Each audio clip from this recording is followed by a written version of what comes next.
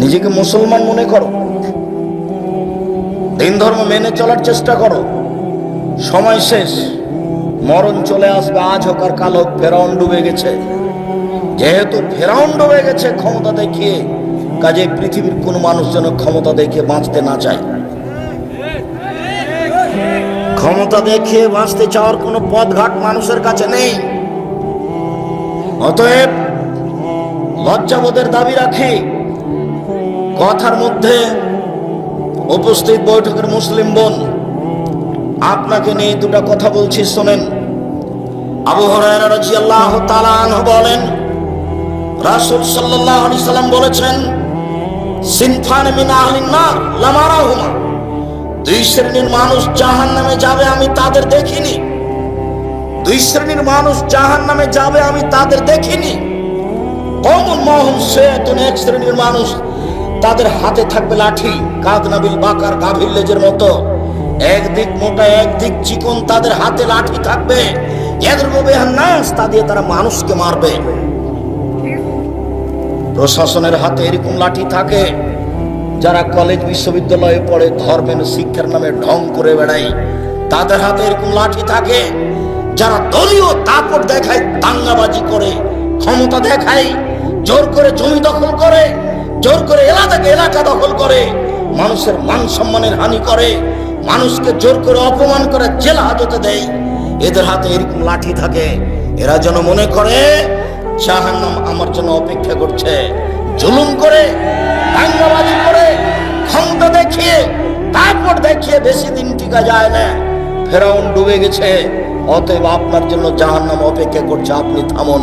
আপনাকে আমি অনুরোধ করেছি, ক্ষমতা দেখিয়ে, দাঙ্গাবাজি দেখিয়ে, জুলুমবাজি করে, মানুষের প্রতি অন্যায় অবিচার করে, ক্ষমতা দেখিয়ে, মানুষকে জেল হাজতে দিয়ে, মানুষকে অপমান করে এক মিনিট বাঁচার চেষ্টা করিয়েন না।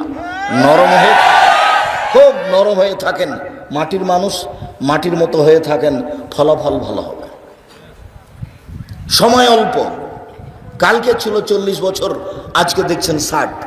কালকে ছিল 60 বছর, আজকে দেখলেন 80। তার মানে বেশি সময় নেই, অল্প সময়। আদম সন্তানকে, অন্তত মুহাম্মদ সাল্লাল্লাহু আলাইহি সাল্লামের উম্মতকে বেশি সময় দেওয়া হয়নি। অল্প সময় বাঁচতে এসে মানুষের ক্ষতি করে বাঁচার চেষ্টা করিয়েন না, মানুষকে অপমান করে বাঁচার চেষ্টা করিয়েন না। এর ফলাফল ভালো নয়। রাসূল সাল্লাল্লাহু আলাইহি সাল্লাম বলছেন, কেউ যদি কারো মান সম্মানের হানি করে, তাহলে সেই দিন আসার আগে যেন হাত ধরে সমাধা করে নেয়, যেদিন কোনো টাকা পয়সা থাকবে না।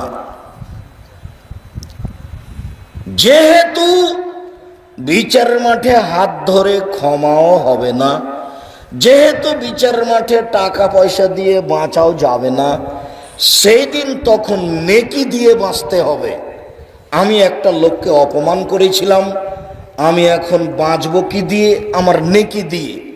আমার নেকি দিতে দিতে যখন শেষ হয়ে যাবে, তখন আমি যাব জাহান্নামে, ও যাবে জান্নাতে। এটা হলো বিচারের মাঠে বিচারের পদ্ধতি।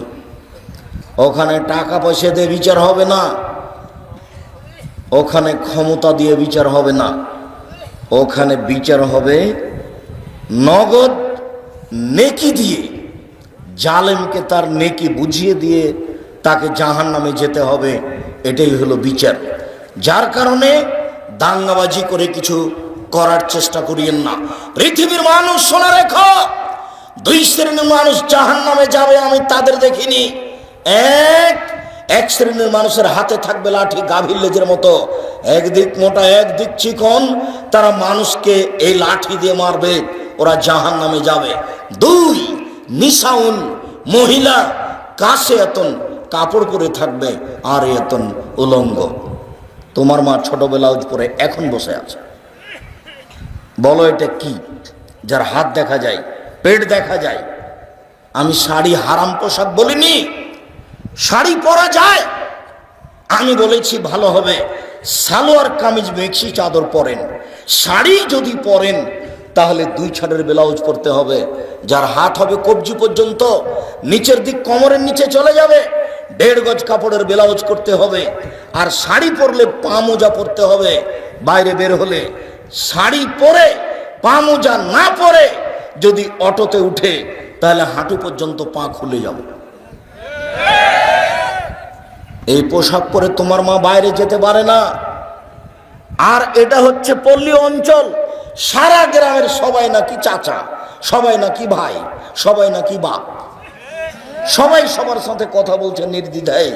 অবাক মনে করছেন যে আপনি এরকম করছেন যার জন্য পৃথিবীর সবাই করছে, এরকম কথা ঠিক নয়। আপনি বগুড়া জামিলে যান, এক শ্রেণীর মানুষ আছে, এক শ্রেণীর পরিবার আছে, ওদের পরিবারের ওদের মহিলাদের কাপড় পুরুষ দেখে না। যদি পুরুষ দেখে নেয় তাহলে সেই কাপড় তারা আর পরবে না, তাকে আগুন দিয়ে জ্বালিয়ে দেবে।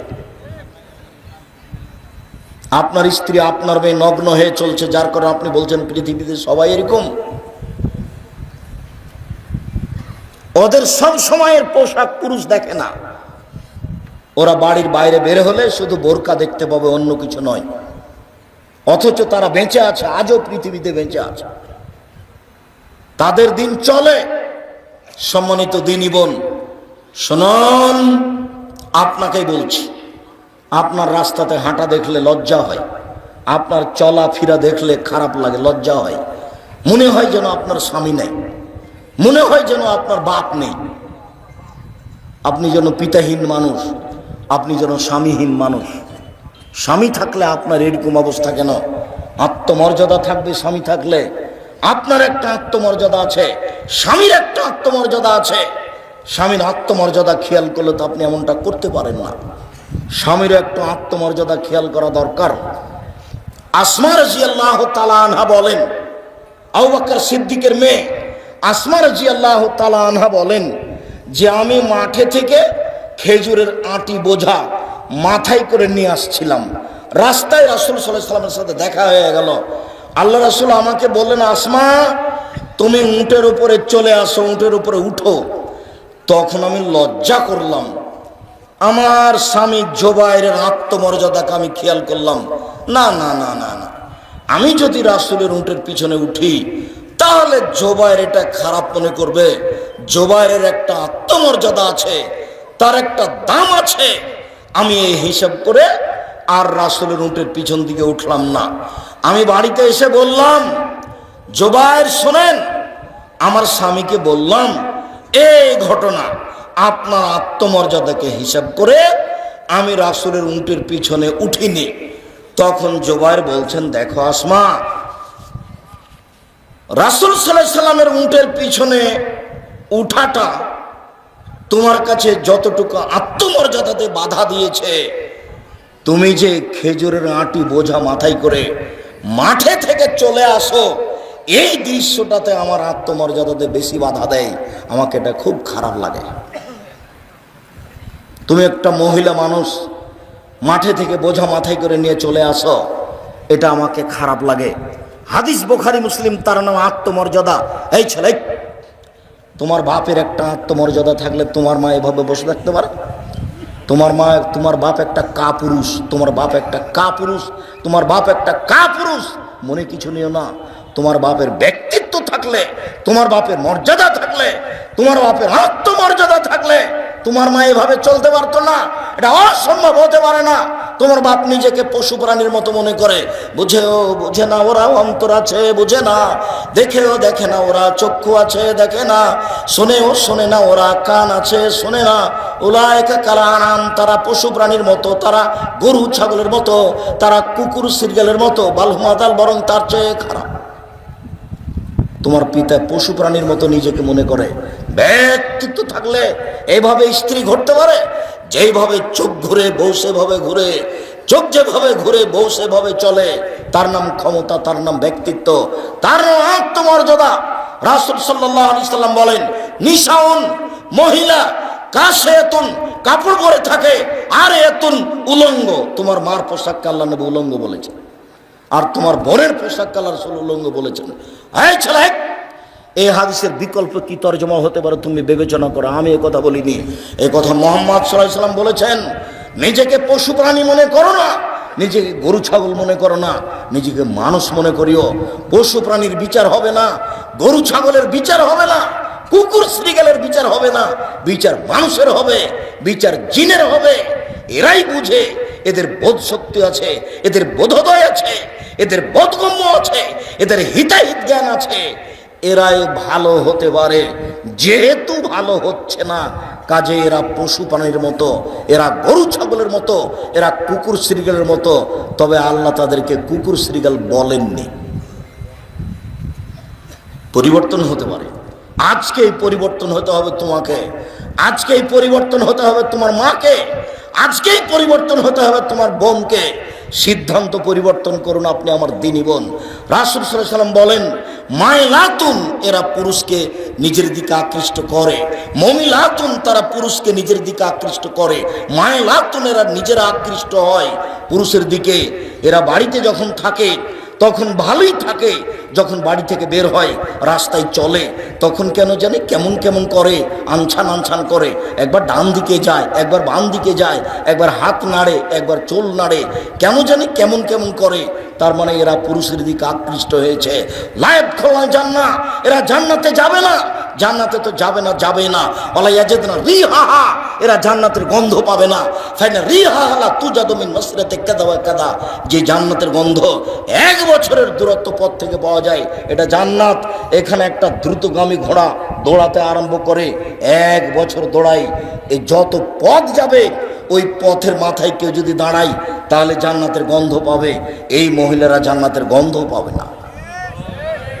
সম্মানিত দিনী বোন, আপনাকে আমরা আর একটা কথা বলে আমাদের আলোচনার দিকে আগিয়ে যাচ্ছি।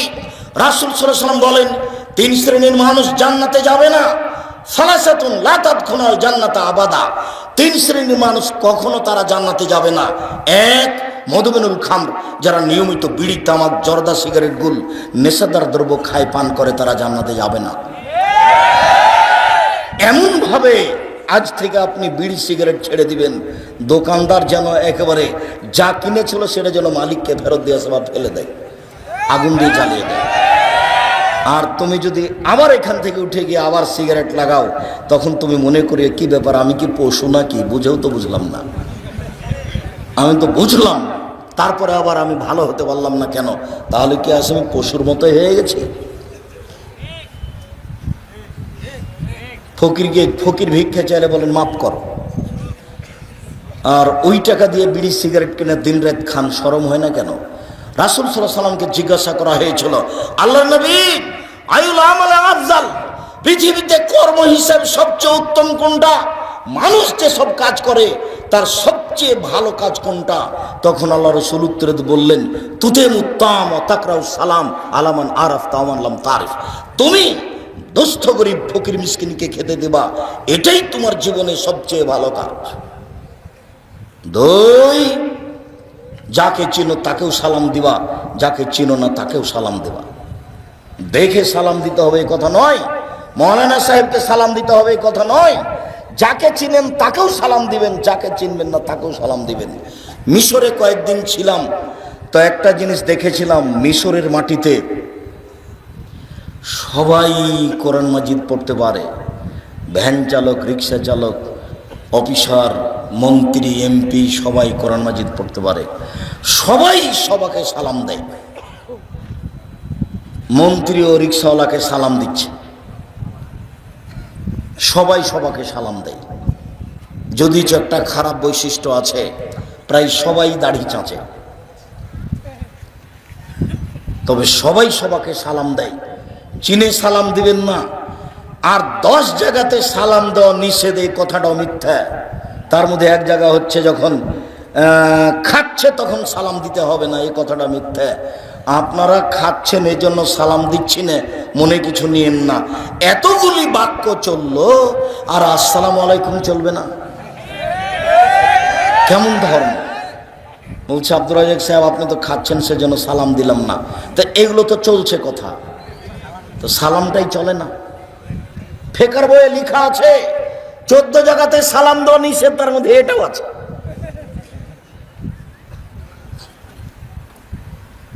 পাবনা যাচ্ছি তো এক লোক অজু করছে, আমি সালাম দিয়েছি, তা আমাকে বলছে অজু করার সময়তে সালাম দেওয়া যায় না। তো আমি বলছি যে কোথায় আছে? আছে। কোথায় আছে? আছে। তারপর অনেক কথা। আল্লাহ মাফ করো, অজু করার সময়তে সালাম দেওয়া যায় না, এ কোন কথা? রাসূল সাল্লাল্লাহু আলাইহি ওয়াসাল্লাম বলছেন, যাকে চিনো তাকেও সালাম দিবা, যাকে চিনো না তাকেও সালাম দিবা।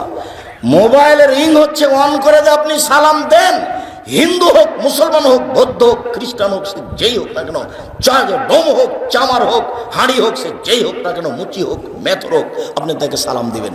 যদি আপনি নাম্বারে চিনতে পারেন যে হিন্দু, তাহলে আপনি সালাম দিবেন না, তাহলে আপনি বলবেন জি ধন্যবাদ, কি বলছিলেন।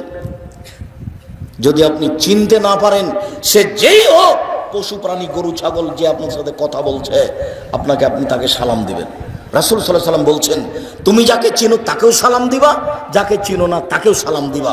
হাদিস তো বুখারী মুসলিম। এটা আপনি কি বুঝলেন?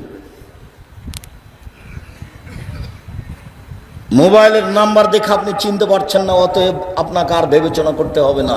আর আপনাকে তো বলেছি, আপনি হ্যালো বলিয়েন না, হ্যালো কুকুরকে বলে। হ্যালো কাকে বলে ডাকে? কুকুরকে বলে ডাকে। কই, আমি তো আপনাকে কোনোদিন বলিনি হ্যালো, আমি তো আসসালামু আলাইকুম বলি। সবাই যে বলছে, মাওলানা সাহেবও বলছে, তো মাওলানা সাহেব বলছে, তো আমি কি করব? আমি বলিনি কোনোদিন, আমি হ্যালো শব্দ ব্যবহার করিনি। হ্যালো বলে কুকুরকে ডাকে।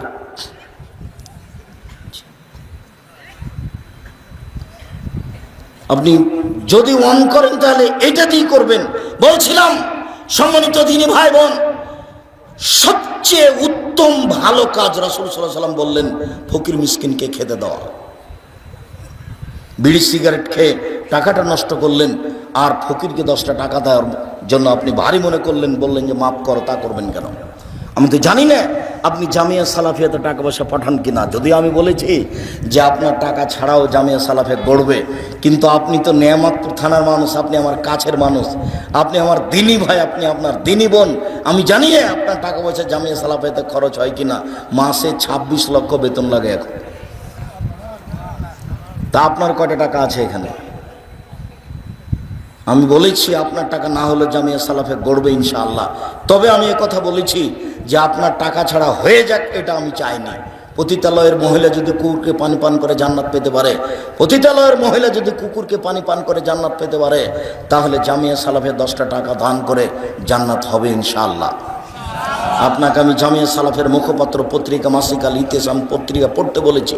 10 জন মুফতি আছে, একাধিক জন লোক আছে, কর্মচারী আছে, লক্ষ লক্ষ টাকা তার পিছনে খরচ হয়, আর আপনি 20, 25, 30 টাকা খরচ করেন না। কৃপণতা আমাকে দেখিয়ে আপনি মনে করিয়েন না যে আব্দুর রাজ্জাক সাহেবকে ঠগিয়ে দিয়েছি, এটা আপনি মনে করিয়েন না। আমি জীবন বাজি রেখে প্রাণপণে চেষ্টা চালিয়ে যাচ্ছি সঠিক ধর্ম জাতির সামনে পেশ করা, মুখে কলমে মিডিয়ায়। আপনি মূল্যায়ন না করলে আমার কিছু করার নেই। আপনাকে আমি বলেছি কোরআন মাজিদের গায়ে ভাবে লেখা আছে। আপনাকে আমি বলেছি বইয়ের নাম মুকসিদুল মুমিনিন, তার একটা হেডলাইন আছে যে অবিবাহিত ছেলে মেয়ের পড়া নিষেধ, যে দেখে সেই পড়ে, যে দেখে সেই পড়ে। তার মানে হেডলাইনটাই মিথ্যে, হেডলাইনই ঠিক হয়নি। এই ছেলে, এই বই পরিবর্তন করতে হবে, লেখকের জন্য ক্ষমা চাইতে হবে। শোনো, এই হেডলাইনের পরে লেখা আছে যা আল্লাহর হস্তে একটা সত্য কথা নয়, আর সব সরাসরি কোরআন মাজিদের বিরোধী। হেডলাইনের পরে লেখা আছে, ভরা পেটে স্ত্রী মিলন হলে ছেলে ভ্যাংচা হয়, সফরের পূর্বে স্ত্রী মিলন হলে ছেলে টেরা হয়, চন্দ্র সূর্য গ্রহণে ছেলে স্ত্রী মিলন হলে ছেলে কানা হয়। হুবাহু কোরআন মাজিদের বিপরীত লেখা আছে কলমে, যার জন্য কলমের দাম আছে। মাসিক আল ইতিসাম পত্রিকাকে আপনাকে মূল্যায়ন করতে হবে। বলছিলাম, যেমন আপনাকে আমি এখনই একটা মানুষের মিথ্যে কলম দেখাই। কোরআন মাজিদের শেষে এখানে লেখা আছে আরবিতে দুয়া ও খাতমিল কোরআন, তার মানে নিচের এটা একটা দোয়া কলমে লেখা আছে, প্রেসে ছাপা আছে। তারপরে আছে অনেক বড় একটা দোয়া, 1 পৃষ্ঠা যাবত। তাতে আমি 90 সাল থেকে বলেছি এ যাবত যে এইটা যদি রাসূল সাল্লাল্লাহু আলাইহি সাল্লামের দোয়া প্রমাণ হয়ে যায়, তাহলে অন্তত আমি আব্দুর রাজ্জাক বিন ইউসুফ সেদিন থেকে আর জাতির সামনে কথা বলবো না। তার মানে মুখে যেমন ধর্মের নামে মিথ্যা কথা আছে, মিডিয়াতেও তেমন ধর্মের নামে মিথ্যা কথা আছে, কলমেও তেমন ধর্মের নামে মিথ্যা কথা আছে। আর এই মিথ্যা কথা কি শুধু সাধারণ বইয়ে লাগানো আছে? কোরআন মাজিদে লাগানো আছে। মানুষের সাহস কত! ধর্ম তার কাছে কোনো মূল্যায়নকর বস্তু এটা নয়, ধর্মের সে 5 পয়সা দাম দেয় না। রাসূল সাল্লাল্লাহু আলাইহি ওয়াসাল্লাম বললেন, পৃথিবীর মানুষ বাল্লিগু আন্নী ওয়ালা আয়া, আমার একটি কথা জানা থাকলে অন্যকে বলো। এই কথা রাসূল সাল্লাল্লাহু আলাইহি সাল্লাম বললেন, তার কথা আমাদেরকে মানুষের সামনে বলতে হবে। তারপরের বাক্যে বললেন, ও হাদিসু আন বানি ইসরাইল ওয়ালা হারাজ, বানি ইসরাইলের কাহিনী বলো, কোনো দোষ নেই। তার মানে হাজার হাজার বছর আগে যেসব লোক চলে গেছে, এদের কিস্সা কাহিনী জাতির সামনে বলো, কোনো দোষ নেই। কিন্তু 3 নম্বর বাক্যটি আল্লাহ রাসূল বললেন, ওমান কাযাবা আলাইয়া মুতাআম্মিদান ফালিয়াতাবাওয়া মাকআদাহু মিনান নার, কেউ যদি কোনো কথা আমার নামে বলে, সেই কথা যদি আমার না হয়, তাহলে তার থাকার জায়গা জাহান্নাম। দোয়াও খাতমেল কোরআন, কোরআন খতমের দোয়া, এইটা যদি রাসূলের না হয়, তাহলে যারা লিখলেন বললেন তাদের কি হবে? সম্মানিত দ্বীনী ভাই বোন, বুখারী মুসলিমের অত্র হাদিসটি যদি এইভাবে হতো, তাহলে ভালো বুঝে আসতো। এক, আমার একটি কথা জানা থাকলে অন্যকে বলো। 2, বানি ইসরাইলের কাহিনী বলো। 3, তাহলে তোমরা জান্নাত পাবা। তাহলে কথাটার সুন্দর মিল থাকতো। কাজ দুটা করলে এখন জান্নাত হবে। কিন্তু রাসূল সাল্লাল্লাহু আলাইহি সাল্লাম এভাবে বললেন না। বললেন, এক, আমার একটি কথা জানা থাকলে অন্যকে বলো। 2, বানি ইসরাইলের কাহিনী বলো। 3, কেউ যদি কোনো কথা আমার নামে বলে, সেই কথা যদি আমার না হয়, তাহলে তার থাকার জায়গা জাহান্নাম। 3 নম্বর বাক্য দিয়ে আল্লাহর নবী কি বললেন? 3 নম্বর বাক্য দিয়ে আগের 2টা বাক্যকে ঠেকিয়ে দিলেন। কেউ যদি কোনো কথা মুখে বলে, তাহলে যেন জেনে শুনে বলে, সেটা যেন আমার হয়।